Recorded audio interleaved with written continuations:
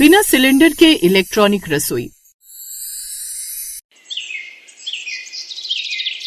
आज ये सारे पापड़ मुरमुरे तल कर रख लेती हूँ, कल का क्या पता गैस मिले ना मिले। माला घर में रखे सारे पापड़ मुरमुरे तल कर बर्तनों में भरने लगी थी। तभी उसकी सास लीला आ जाती है, जो माला को यूँ गैस बर्बाद करते देखकर गुस्से से आग बबूला हो जाती है। अरे कल मुही, तुझे भगवान ने कौन से कोने में भेजा हुआ था जब दिमाग बट रहा था? माँ जी क्या हुआ अब? आपको तो बस मुझे कोसने के बहाने मिलने चाहिए। अब तो मैं आगे की सोच के काम कर रही हूँ, फिर भी आप मुझे सुना रही हो। क्या क्या आगे की सोचिए तूने, बता जरा मुझे भी। देखो, कल को गैस नहीं मिली तो हम क्या खाएंगे? कुछ खाने के लिए पकाना पड़ेगा, लेकिन मैं ये सब अभी तल कर रख लूंगी, तब हम बस मस्त चाय बनाकर इसको खा सकते हैं और मुश्किल के दिन निकाल सकते हैं। और वो चाय मेरी चिता जलाकर बनाएगी बिना गैस के? अरे हाँ, ये तो मैंने सोचा ही नहीं। अच्छा माँ जी, मैं नहीं कर रही है, लेकिन आप कुछ तो सोचो, गैस बुकिंग कैसे होगी? तेरी एक हरकतें खत्म हो तब तो मुझे सोचने का समय मिले। शर्मा कॉलोनी में गैस की किल्लत बढ़ती जा रही थी। जब से समाचारों में गैस न होने की बातों ने रफ्तार पकड़ी थी, बाजार में गैस की कालाबाजारी भी बहुत बढ़ चुकी थी। एक शाम लीला की पड़ोसन सुनीता बाजार से छोटा सिलेंडर भरवा कर ला रही थी। तभी लीला ये देखकर बोलती है, अरे सुनीता, कहाँ से लाई है ये सिलेंडर भरवा कर, और कितने में भरा? बताओ, अभी भरवा कर घर में भी नहीं लाई और ये लीला ने ट्योक लगा दी। अरे लीला बहन, तुम्हें तो पता है ना कितनी किल्लत चल रही है सिलेंडर की। ये तो मैं बड़ी महंगी भरवा कर लाई हूँ गैस, पूरे 3000 की 2 किलो। हाय दैया, इतनी महंगी, वो भी बस 2 किलो। मैं तो नहीं ले पाऊंगी इतनी महंगी। ये सुनकर लीला भागकर रसोई में जाती है, जहाँ पर उसकी बहू फिर से रात के खाने के लिए 2 सब्जी और चावल रोटी बना रही थी। ये देखकर एक बार फिर से लीला का खून उबाले मारते हुए बोलता है, अरे बहू, तू बता दे मुझे क्या करके मारेगी? ये सब क्या है? 2 सब्जी और रोटी चावल भी। अरे कुछ एक चीज बना ले। तुझे नहीं पता जितना ज्यादा खाना बनेगा उतनी गैस बर्बाद होगी। अरे माँ जी, अब इतने समय से 2 सब्जियां ही बनती आ रही थी तो मैंने अब भी बना ली। अब तक ऐसे हालात थे क्या? नहीं ना। जब पता है गैस की किल्लत चल रही है तो कम से कम थोड़ा सोच कर चला कर मेरी माँ। कब समझ आएगा तुझे? बेचारी लीला अपनी बहू को समझा कर थक गई थी, लेकिन एक सुबह वही हुआ जिसका डर था। सुबह सुबह जब लीला अपनी गर्मा गर्म चाय के लिए हॉल में बैठी इंतजार कर रही थी, तभी माला की जोरदार आवाज से पूरा घर गूंज जाता है, माँ जी, ओ माँ जी, अनर्थ हो गया माँ जी, यहाँ आओ। लीला के दिल में मानो एकदम से बम फूटता है और वो भागी भागी रसोई में जाती है, जहाँ माला गैस सिलेंडर के पास बैठी रो रही होती है। अरे क्या हुआ, क्यों चिल्ला रही है? माँ जी देखो ना, ये क्या हुआ? जिसका डर था वही हुआ माँ जी, वो चला गया।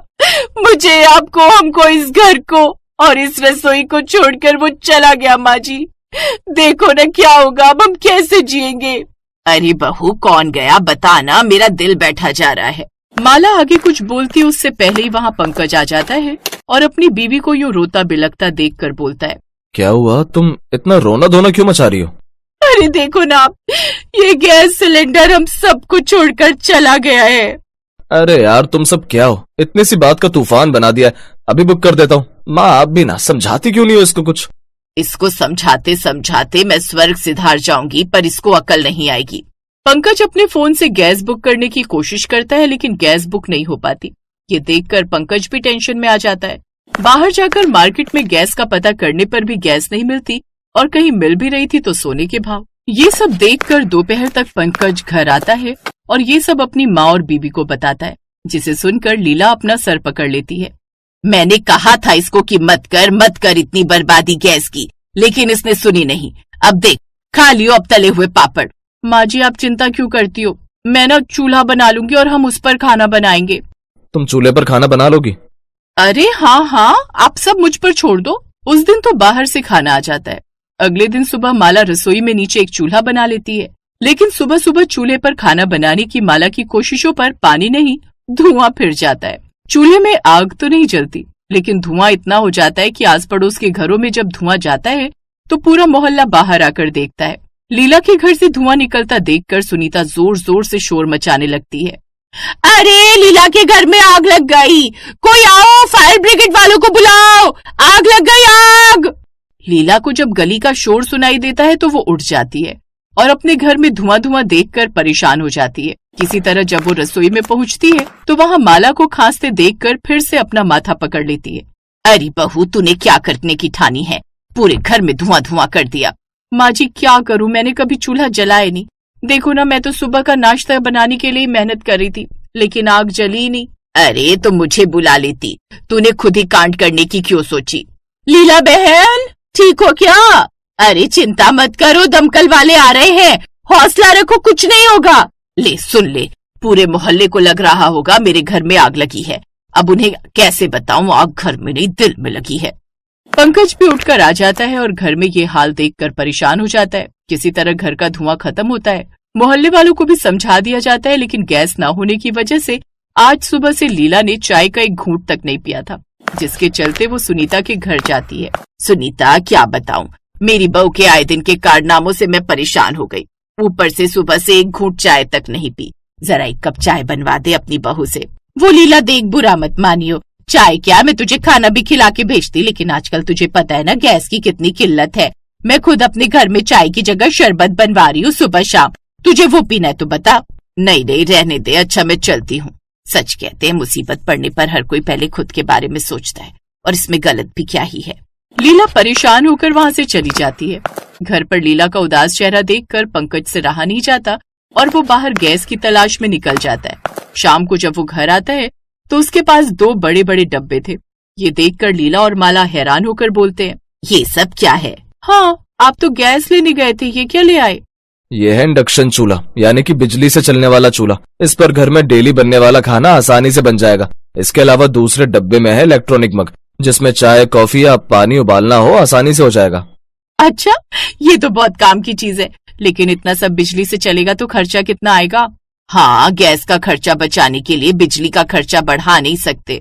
माँ, आपको इसकी चिंता नहीं करनी है। सारे इलेक्ट्रॉनिक उपकरण बहुत कम बिजली खाते हैं, जिससे इनको इस्तेमाल करना बहुत आसान है। और इतना ही नहीं, मैंने माइक्रोवेव भी ऑर्डर किया है, शाम तक आ जाएगा, जिसमें हम खाना बनाकर बाद में गर्म करके कभी भी खा सकते हैं। इन सब कामों में बहुत गैस बर्बाद होती थी ना। हाँ, होती तो थी। तू तो बर्बादी के बारे में बोल ही मत। तेरी बर्बादी के चलते ही गैस सिलेंडर इतनी जल्दी खत्म हुआ है। माँ जी, अब पंकज जी ने मेरी रसोई को इलेक्ट्रॉनिक रसोई बना दिया है ना, बिना सिलेंडर की इलेक्ट्रॉनिक रसोई। देखना अब मैं कैसे बचत करती हूँ। और इस बार गैस सिलेंडर मिल गया ना तो वो 1 नहीं 2 महीने से ज्यादा चलाकर दिखाऊंगी अपनी इस इलेक्ट्रॉनिक रसोई के बल पर। वो सब देखते हैं बाद में। अब जा और पंकज के साथ जाकर इनको इस्तेमाल करना सीख ले सही से। इसमें कोई गड़बड़ की तो मुझसे बुरा कोई नहीं। माँ जी, वैसे भी कोई नहीं है, डोंट वरी।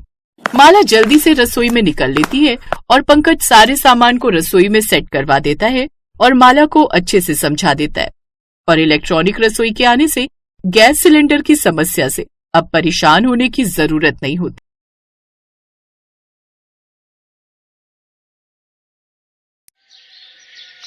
तू सच कह रही है अमृता बहन? क्या वो इतने बड़े घर का रिश्ता मेरी बेटी के लिए? हाँ, तेरी सौंदर्य है इतनी खूबसूरत कि एक नजर पड़ते ही किसी को भी पसंद आ जाए। और तुझे पता है बड़े अमीर लोग हैं वो, उनका खुद का इलेक्ट्रॉनिक सामान का बहुत बड़ा बिजनेस है। मेरे बेटे राजीव को उनके यहाँ काम करते हुए कितने साल हो गए। उन्होंने तो जैसे ही मेरे बेटे राजीव की शादी में सौंदर्य को देखा तो उसे वही पसंद कर लिया था। अब वो जल्दी तेरे घर रिश्ता लेकर आने वाले हैं।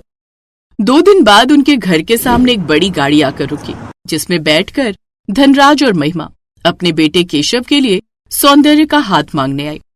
मुझे बड़ी खुशी होगी अगर आपकी बेटी हमारे घर की बहू बनेगी। मैं ऐसे ही किसी पढ़ी लिखी लेकिन सीधे साधे घर की लड़की को अपनी बहू बनाना चाहता था। यहाँ तो एक कमरा भी हमारी झोपड़ी से बड़ा है। यकीन नहीं होता कि कल तक मैं जिस घर के सपने देखती थी आज मैं वैसे ही घर में बहू बनकर आई हूँ। ये मेरा कमरा है। सच में मुझे तो रानियों जैसा महसूस हो रहा है। सौंदर्य अपनी सोच में पूरी तरह से खोई हुई थी। अरे सौंदर्य, तुम इतनी गहरी सोच में क्यों खोई हुई हो? मैंने तुम्हें कई बार पुकारा लेकिन तुमने सुना ही नहीं। तुम्हें पता है ना, कल तुम्हारी पहली रसोई की रस्म है। तुम्हें कल जल्दी उठना होगा। चलो अब सो जाओ। अगली सुबह उसकी आंख जल्दी खुल गई। वो नहा धोकर सबसे पहले किचन में पहुंची, जहां उसने देखा कि किचन सारी मॉडर्न और इलेक्ट्रॉनिक मशीनों से भरा हुआ है, जिसमें induction, juicer, mixer grinder, coffee, percolator, veg cutter, रोटी maker, oven, toaster, flour kneader, dish washer और साथ ही एक बड़ा अलमारी जैसा फ्रिज और चिमनी भी थी। सौंदर्य किचन को देखकर तो काफी खुश थी, लेकिन जैसे ही वो खाना बनाने को चली तो उसके एक कदम वहीं रुक गए। मुझे इलेक्ट्रॉनिक सामान का किचन मिल तो गया, लेकिन मुझे तो इनमें से किसी भी मशीन का इस्तेमाल करना ही नहीं आता। मैंने तो अपने घर पर लकड़ी का चूल्हा ही फूका है। तभी वहाँ पर उसकी सास आती है। अरे वाह बहू, तो बड़ी जल्दी उठ गई। आज तेरी समीर ससुराल में पहली रसोई है। क्या इसी वजह से तुझे नींद नहीं आई? नहीं माँ जी, ऐसी तो कोई बात नहीं है। तो फिर यहाँ रसोई में खड़े रहकर समय क्यों बर्बाद करना? अपनी पहली रसोई की रस्म शुरू कर। वैसे तुझे इलेक्ट्रॉनिक मशीन इस्तेमाल करनी आती है? क्योंकि जहाँ तक मुझे याद है, मैंने तेरी झोपड़ी के बाहर एक मिट्टी का चूल्हा देखा था। तू खाना तो बना लेगी ना? माँ जी, आज मेरी पहली रसोई है, इसलिए आज खाना मैं ही बनाऊंगी। ठीक है, तो बना ले। अब वो बिना उसकी मदद किए और उसे बिना कुछ बताए ही वहाँ से चली गई। उसने फिर उन मशीनों को देखा और घबराए मन से खाना बनाने की कोशिश करने लगी। उसे कुछ भी समझ नहीं आ रहा था। तभी उसने किचन के बाहर से अपनी ननद सुहाना को जाते देखा। उसने जल्दी से आवाज लगाकर उसको वहाँ बुलाया। क्या बात है भाभी, जल्दी बताइए, मुझे देर हो रही है। वो मेरी समझ में नहीं आ रहा कि किचन में अजीब सी मशीन किस काम के लिए इस्तेमाल होती है। आप मुझे एक बार बता दो। क्या भाभी, आपको इनका इस्तेमाल करना नहीं आता? और जहाँ तक मुझे याद है, आपने कॉलेज भी किया हुआ है। फिर एक ही सांस में उंगली से इशारा करते हुए उसने सारी मशीनों के नाम बताए और चली गई। ननद जी तो मुझे बस इनका नाम बताकर चली गई, लेकिन इनका इस्तेमाल कैसे करते हैं, अब मैं क्या करूं? मेरे ख्याल से ये आटा गूंथने की मशीन है। इसमें आटा किस तरह से गूंथेगा? सौंदर्य ने फ्लोर नीडर में आटा डाला और बिना पानी डाले उसे ऑन कर दिया, जिससे मशीन तो चलने लगी लेकिन आटा नहीं गूंथ रहा था। फिर उसने याद करके पानी डाला और आटा गूंथना शुरू हो गया। मैं दूसरी मशीनों को भी चेक कर लेती हूँ, शायद यही रोटी मेकर है। इसकी बनावट भी गोल है, जल्दी से आटा गूंथ जाए फिर मैं रोटी बना लूंगी। लेकिन जैसे ही उसकी नजर आटा देखने के लिए मुड़ी तो वो बुरी तरह से घबरा गई। आटे में पानी ज्यादा होने की वजह से आटा बहुत ज्यादा पतला हो गया। वो बिल्कुल पानी बन चुका था। मैं इससे रोटियां कैसे बनाऊंगी? लेकिन मेरे पास अब कोई और चारा भी नहीं है। उसने उसी पतले आटे से रोटी बनाने की शुरुआत की, लेकिन उसे रोटी मेकर को भी ठीक से इस्तेमाल करना नहीं आता था कि तभी वहां पर महिमा आ गई। हे भगवान, मैं तो सोच रही थी कि अब तक सारा खाना बन चुका होगा। यहाँ तो रोटियां भी नहीं बनी हैं। क्यों बहू, तू अपने घर से रोटी बनाना भी सीख कर नहीं आई? चल अब दोबारा से रोटियां बना। फिर उसने सब्जी कटर से सब्जियां डाली और उसे चालू किया, लेकिन पता न होने की वजह से सारी सब्जियों का भरता बन गया। वो अब और घबरा गई। फिर ये सब देखकर वहीं काम करने वाली आई, जिसे उस मशीनों के बारे में थोड़ा बहुत पता था। उसने उसकी मदद की। भाभी, आपको खाना बनाना नहीं आता है क्या? रोटियां भी कितनी बेकार बनी है और सब्जियों का तो भरता ही बन गया है।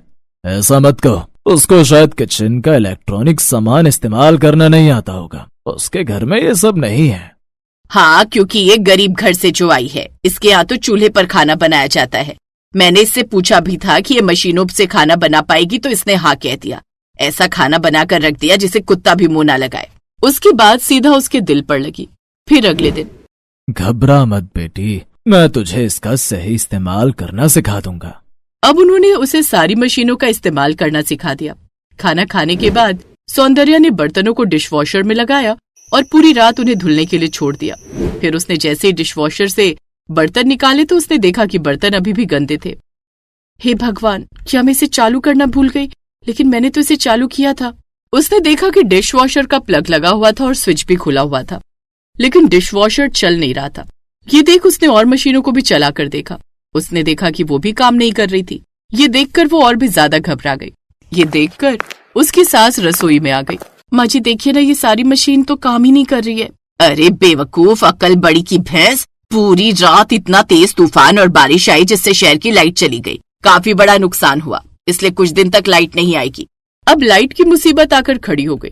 रोज रोज होटल का खाना खाकर वो सब परेशान हो चुके थे। ये सबसे परेशान होकर उसने अपनी माँ को फोन किया। माँ, मुझे वापस बुला लो माँ, मैं अपने घर आना चाहती हूँ। मुझे नहीं चाहिए ये अमीर और आलीशान बंगला। मुझे मेरी झोपड़ी में ही रहना है। यहाँ तो गैस सिलेंडर तक नहीं है। वो अपनी माँ को सब बताती है। बेटी, तेरे ससुराल में ज्यादा ही बिजली की मशीनें हैं। रसोई में सिलेंडर और सिंक का होना भी जरूरी है। अगर वो होती तो आज तुम्हें यूं परेशान नहीं होना पड़ता। अब सौंदर्य को सारी बात समझ आती है। अब वो अपने पति से कहकर रसोई में एक तरफ वो सब चीजें भी बनवाती है। अब सबको उसके हाथ का खाना भी पसंद आता है। साथ ही अब उन्हें बिजली के किसी उपकरण पर निर्भर भी नहीं होना पड़ता। अब उसके ससुराल वालों को भी ये बात समझ आ गई।